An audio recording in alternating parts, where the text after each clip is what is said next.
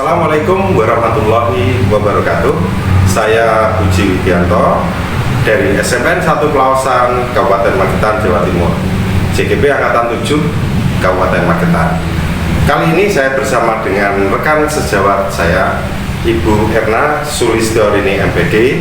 Beliau mengampu mata pelajaran IPS di tempat saya.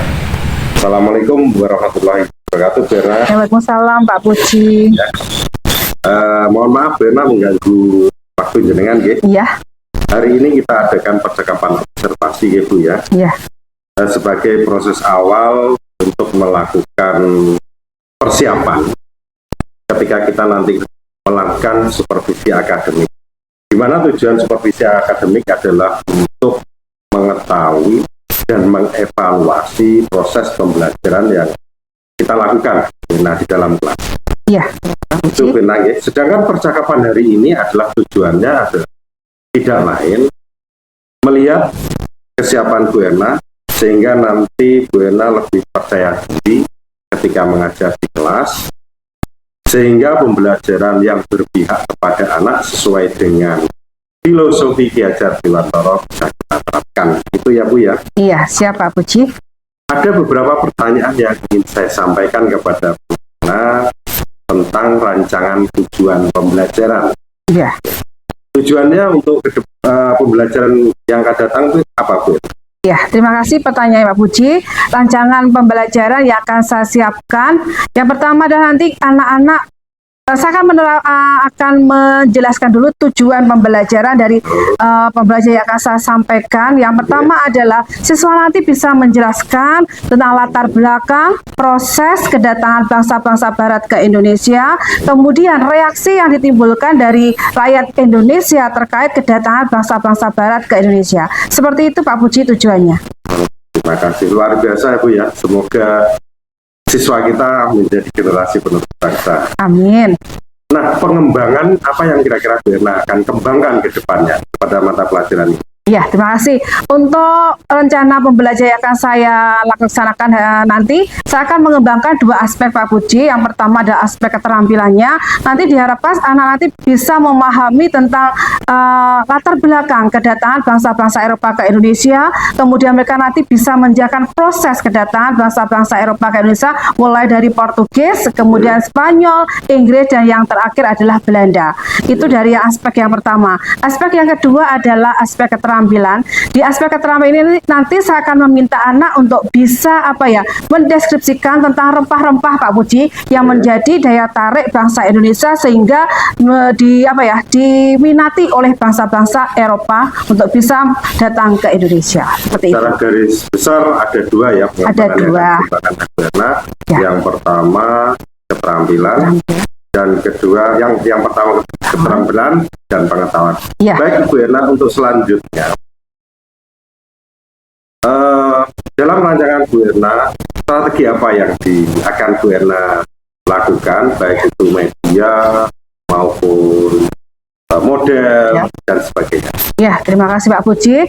Untuk strategi akan saya kembangkan, saya nanti akan mencoba menerapkan pembelajaran berdiferensiasi Pak Puji. Nanti saya akan mengambil satu poin tentang kesiapan belajar siswa. Siap. Kemudian nanti saya akan integrasikan dengan pembelajaran sosial emosional, di mana nanti dalam pembelajaran tersebut saya akan menyiapkan video tentang teknik stop. Ya, biar nanti pada waktu pembelajaran itu nanti anak-anak kan saya beri ruang sedikit agar nanti mereka bisa merelaksasi pikirannya biar tidak boring pada saat saya mengajar. Kemudian juga nanti saya menyiapkan video pembelajaran tentang proses tanam paksa, di mana nanti dengan video tersebut akan lebih memperdalam pemahaman anak terhadap materi yang saya sampaikan. Kemudian juga nanti Pak Puji untuk media, selain tadi yang saya sampaikan juga, saya menyiapkan tentang gambar-gambar Pak Puji, terutama gambar rempah-rempah, biar nanti siswa itu memahami rempah-rempah yang ada di Indonesia yang menjadi daya tarik bangsa Eropa itu apa saja jenisnya. Saya akan menyiapkan gambar-gambarnya tersebut. Kemudian juga nanti saya menyiapkan tentang modul Pak Puji. Nanti setelah waktu pembelajaran selesai, saya untuk mengukur sejauh mana siswa memahami pembelajaran saya, nanti siswa akan saya minta untuk mengerjakan modul yang sudah saya siapkan. Seperti itu Pak Puji. Luar biasa. Kemudian masih saya tambahkan tentang apa itu model pembelajaran yang saya siapkan nanti adalah problem based learning Pak Puji. Dengan nanti saya akan memberikan suatu masalah kepada siswa biar nanti siswa bisa mencari akar ataupun mencari pemecahan masalah yang nanti akan saya sampaikan kepada siswa Pak Puji. Seperti itu. Baik Ibu, kapan Bu Erna ada jam pelajaran sehingga saya bisa masuk ke kelasnya Bu? Oke, ya kebetulan saya nanti ada jam pada waktu hari Sabtu Pak Puji, jam ketiga 4 di kelas 8C. Sabtu. 4 di 8C. Iya. Ibu, nanti pada waktu itu saya akan datang ke kelas Ibu, masuk ke dalam kelas, dan melakukan catatan-catatan yang saya butuhkan. Iya. Nah, nanti setelah Ibu selesai ngajar di kelas, kita akan bertemu kembali di dalam proses percakapan pasca observasi kelas, yang tentunya nanti ada pendamping dari PP saya ya Bu Erna. Iya Pak Puji. Sebelum kita akhiri, apa yang Bu Erna dapatkan pada percakapan ini? Ya, terima kasih Pak Puji. Yang saya dapatkan hari ini jelas yang pertama, nanti pada waktu supervisi dalam kelas saya bisa menyiapkan rancangan pembelajaran yang sesuai dengan skenario pembelajaran saya Pak Puji. Kemudian juga saya bisa menyiapkan media yang akan saya pakai. Seperti yang saya sampaikan, saya menyiapkan tentang PowerPoint dalam bentuk Canva, kemudian gambar-gambarnya tadi tentang rempah-rempah, dan juga untuk tagihan kepada siswa, salah satunya adalah modulnya tadi Pak Puji.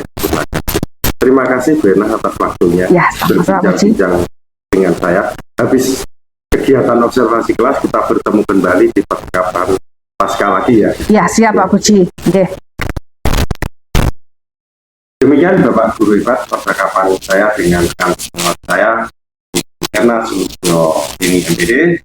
Sampai berjumpa kembali di pertemuan berikutnya, yaitu observasi kelas dan percakapan pasca observasi. Selamat pagi, Assalamualaikum warahmatullahi wabarakatuh. Waalaikumsalam warahmatullahi wabarakatuh. Masih semangat belajar hari ini anak-anak? Oke, terima kasih. Sebelum pembelajaran, seperti biasanya kita berdoa terlebih dahulu. Silahkan Nasril untuk memimpin doa pada hari ini. Silahkan Nasril. Siap, Pak.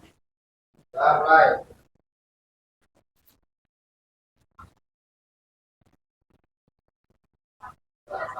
Ya, terima kasih. Nasril sudah memimpin doa pada hari ini. Namun sebelum pembelajaran kita mulai, Bu Erna mau tanya, ada yang tidak masuk hari ini? Tidak ada ya? Siapa ya? Nafisa? Ya nggak masuk siapa? Kanaya. Kemana Kanaya? Nggak tahu ya. Berarti tidak ada keterangan, tidak membawa surat. Berarti nanti langsung saya laporkan kepada wali kelas kalian biar nanti ditindaklanjuti. Oke anak-anak, kita akan memulai pembelajaran pada hari ini. Kita memasuki materi bab keempat tentang tema perubahan masyarakat Indonesia pada masa penjajahan dan tumbuhnya semangat kebangsaan. Hari ini hari apa anak-anak? Tanggal berapa? 20 Mei. Kira-kira siapa yang masih ingat 20 Mei biasa kita memperingati hari ini? Hari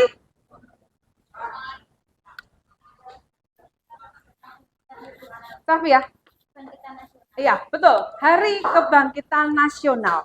Nanti kita di belakang akan membahas tentang materi tumbuh dan berkembangnya semangat kebangsaan. Jadi hari ini sekedar mengingatkan, hari ini kita memperingati Hari Kebangkitan Nasional. Oke, selanjutnya kita akan membahas materi yang akan kita bahas hari ini. Kompetensi dasar yang akan kita capai adalah kalian nanti bisa menganalisis pengaruh interaksi sosial dalam ruang yang berbeda terhadap kehidupan sosial dan budaya serta pengembangan kehidupan kebangsaan. Sedangkan tujuan yang akan kita capai di dalam pembelajaran hari ini nanti, kalian nanti bisa menjelaskan latar belakang dan reaksi bangsa Indonesia terhadap kedatangan bangsa-bangsa Barat. Oke ya, jadi nanti inilah nanti yang akan kita capai. Yang pertama, kita nanti akan membahas latar belakang kedatangan bangsa Barat ke Indonesia. Di sini ada yang pertama daya tarik yang dimiliki Indonesia, yang kedua adalah motivasi 3G atau yang kita kenal dengan semboyan imperialisme kuno. 3G itu apa saja? Gold, gospel, dan glory. Sedangkan yang ketiga adalah terjadinya revolusi industri. Kita nanti akan membahasnya satu persatu. Yang pertama adalah tentang daya tarik mengapa bangsa Barat ingin datang ke Indonesia. Siapa yang masih ingat kira-kira apa toh yang menjadi daya tarik bangsa Indonesia sehingga bangsa Eropa berbondong-bondong datang ke Indonesia? Walaupun mereka melakukan penjelajahan samudra, mengarungi samudra yang luas beberapa tahun, tetapi mereka memiliki satu keinginan, ingin datang ke Indonesia. Kira-kira apa yang menjadi daya tarik bangsa Indonesia sehingga bangsa-bangsa Barat ingin menguasai Indonesia? Angkat tangan yang sudah bisa. Rempah-rempah. Ada mungkin yang bisa menjawab lainnya? Selain rempah-rempah misalnya apa? Ya, Rafisa. Kekayaan alam Indonesia yang melimpah. Betul sekali. Yang disampaikan oleh Rafisa dan Enjita, kedua-duanya betul sekali. Yaitu kita memiliki kekayaan alam yang melimpah dan juga rempah-rempah. Kemudian kalau tadi semangat 3G atau motivasi 3G, yaitu goal, gospel, dan glory. Kira-kira siapa yang bisa menguraikan? Apa itu goal? Apa itu glory? Apa itu gospel? Angkat tangan yang sudah bisa. Ini sekedar pembuka terlebih dahulu. Ayo. Apa kira-kira goal itu apa? Kemudian gospel itu apa? Glory itu apa? Silakan di antara kalian yang bisa langsung angkat tangan. Ya.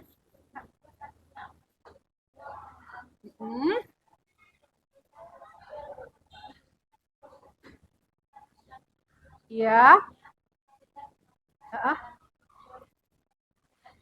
Iya, kita bahas yang pertama goal. Kalau kita berbicara mengenai goal identik dengan emas ya. Namun di sini kita artikan sebuah kekayaan. Inilah salah satu hasrat bangsa-bangsa Eropa datang ke Indonesia untuk mengeruk kekayaan bangsa Indonesia.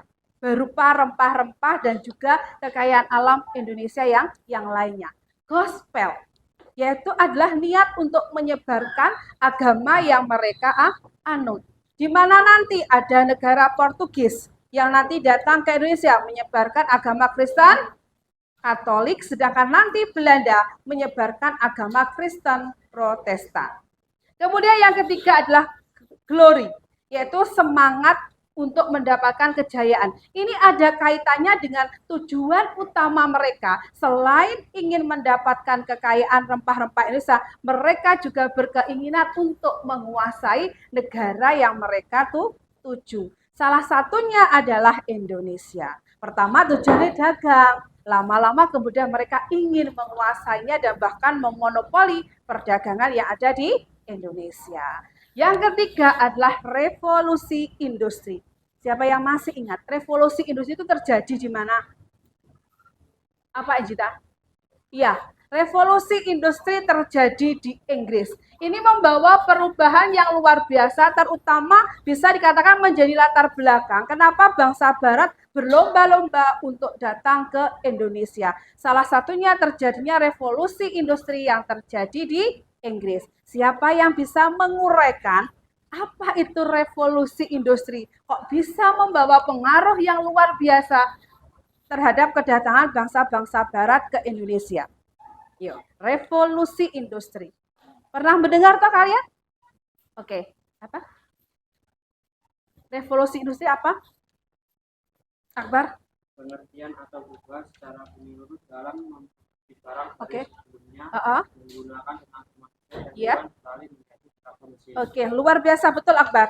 Kalau kita berbicara revolusi industri, itu adalah perubahan besar-besaran yang terjadi di Inggris, di mana perusahaan yang semula menggunakan tenaga kerja manusia, kemudian dialihkan dialihkan secara menyeluruh menjadi menggunakan tenaga mesin. Seperti itu ya. Oke, akan kita bahas bersama-sama dengan kita berdiskusi kelompok. Oke, tolong nanti kalian membuat kelompok menjadi 5. Bisa dipahami? Bisa. Kalau gitu silahkan kalian membuat kelompok seperti yang tadi sudah kita sepakati.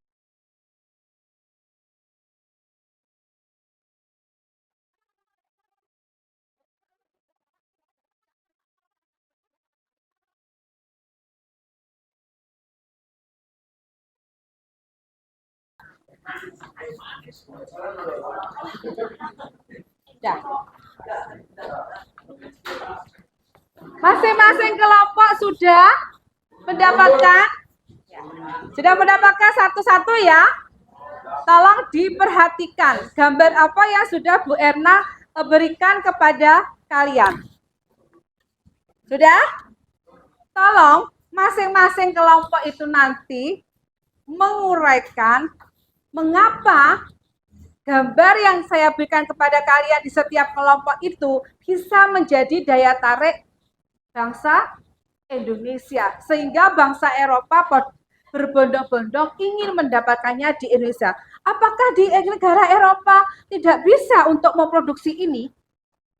Nah, nanti tolong kamu deskripsikan atau kamu diskusikan bersama kelompokmu mengapa barang-barang ini atau benda-benda ini bisa menjadi rebutan bangsa-bangsa Eropa sehingga mereka berbondong-bondong datang ke Indonesia untuk mendapatkan rempah-rempah ini. Bisa dipahami, Mas, Mbak? Ya, kalau sudah paham silahkan kalian berdiskusi, nanti setiap kelompok mempresentasikannya ke depan. Bisa dipahami? Bisa. Oke, silahkan berdiskusi.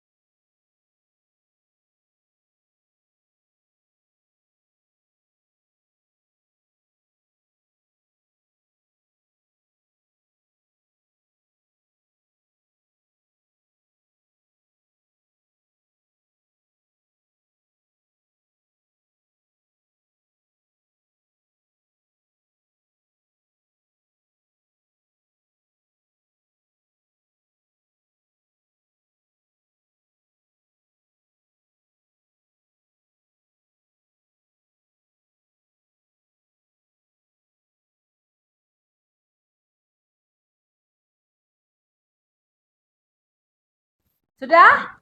Oke. Sudah selesai ya? Sudah. Nanti saya minta setiap kelompok maju satu persatu untuk mempresentasikan hasil diskusinya. Namun sebelumnya, kalian boring ya kelihatannya ya. Sebelum kita akan menghadap ke sini semua dulu. Menghadap ke sini semua. Biar kalian tidak ngantuk. Biar tidak ngantuk, nanti Bu Erna akan mengajak kalian untuk bermain-main sebentar. Biar kita nanti rileks melanjutkan diskusinya. Gitu ya? Oke. Kalau perhatikan, kita nanti akan merelaksasi diri kita dengan menggunakan teknik stop. Oke, biar nanti habis ini kita fresh. Dan apapun yang sedang Anda lakukan, silakan ambil posisi duduk secara nyaman atau berdiri jika tidak memungkinkan. Rilekskan tubuh Anda mulai dari otot-otot wajah. Ya, kita rileks. Bahu kiri dan bahu kanan, lengan atas pergelangan, dan jari-jari. Luruskan lengan di atas.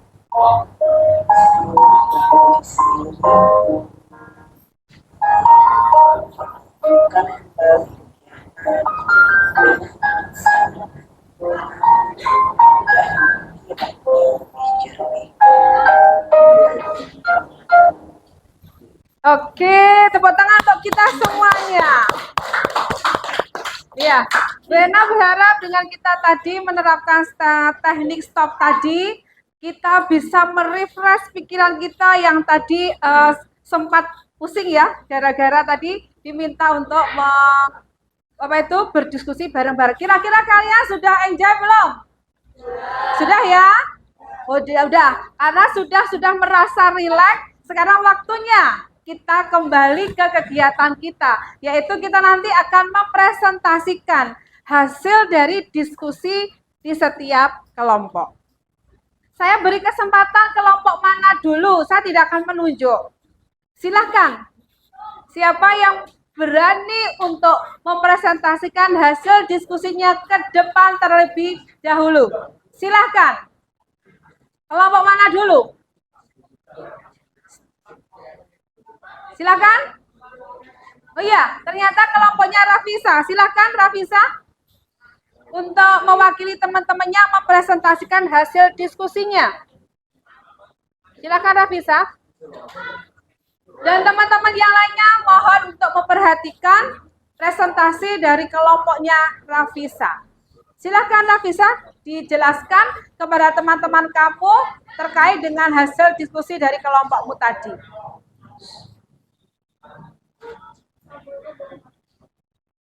Waalaikumsalam warahmatullahi wabarakatuh. Ya, langsung aja.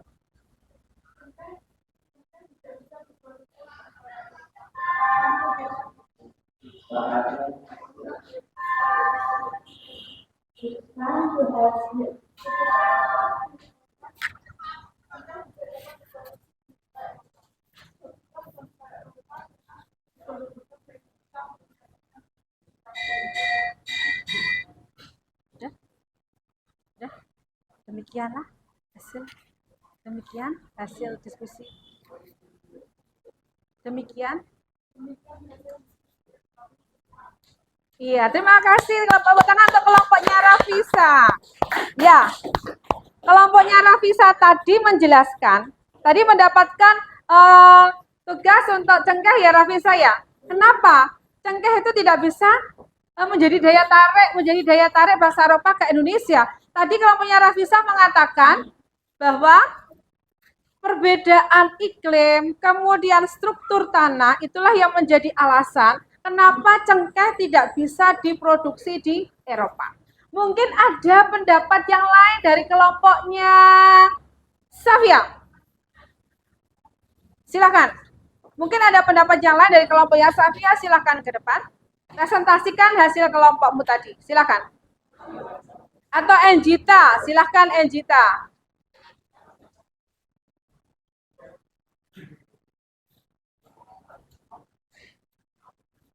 Ya.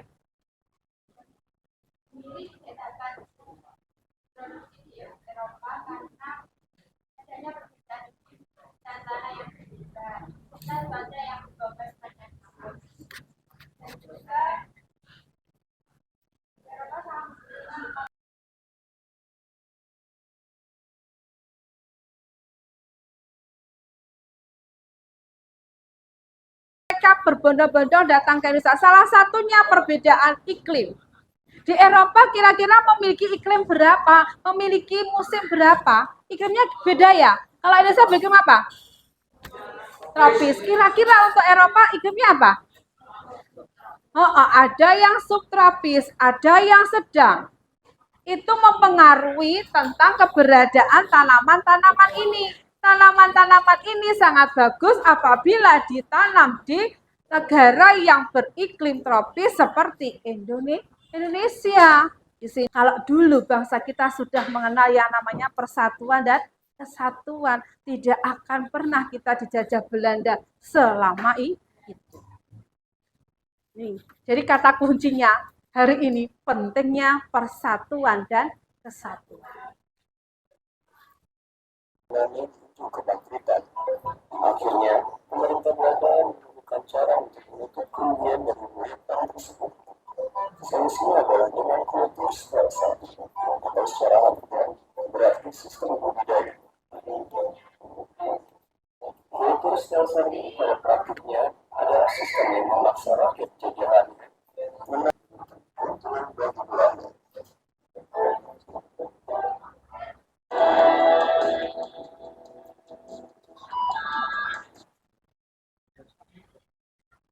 Ya. Tentang pelaksanaan sistem tanam paksa yang ternyata juga membawa pengaruh yang luar biasa bagi rakyat Indonesia. Rakyat Indonesia semakin makmur atau semakin menderita? Ya, semakin menderita akibat pelaksanaan tanam paksa ini. Kemudian yang terakhir adalah mengenai pengaruh sewa tanah. Ini dilaksanakan oleh pemerintah Inggris selama berkuasa di Indonesia selama 2 tahun. Pemrakasa dari sistem tanam paksa di sini adalah Raffles, ya, Thomas Stanford Raffles. Namun ternyata sistem sewa tanah ini pun juga tidak bisa berlangsung lama karena tidak cocok apabila diterapkan di Indonesia. Inilah salah satu gambar kebun raya Bogor yang dibangun oleh Raffles pada masa pemerintahan Inggris berkuasa di Indonesia. Ya, jadi untuk hari ini kita refleksi dulu ya pembelajaran kita sebelum kita akhiri. Kira-kira pembelajaran kita hari ini tadi bagaimana? Menyenangkan atau membosankan? Oke, terima kasih. Ya, mungkin hari ini pembelajaran kita cukup sekian. Jangan lupa tadi tugas kalian yang berada yang Bu Ena kasih dikerjakan di rumah. Nanti untuk minggu depan kita bisa sharing bareng-bareng. Mungkin itu yang bisa Bu Ena sampaikan. Nanti kalian bisa melanjutkan ke pembelajaran selanjutnya. Mungkin itu dari Bu Erna. Kita akhiri. Assalamualaikum warahmatullahi wabarakatuh.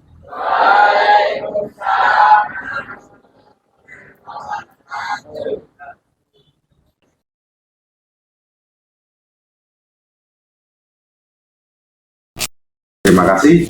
Assalamualaikum warahmatullahi wabarakatuh. Terima kasih, Bu Ena. Iya, sama-sama Pak Puji.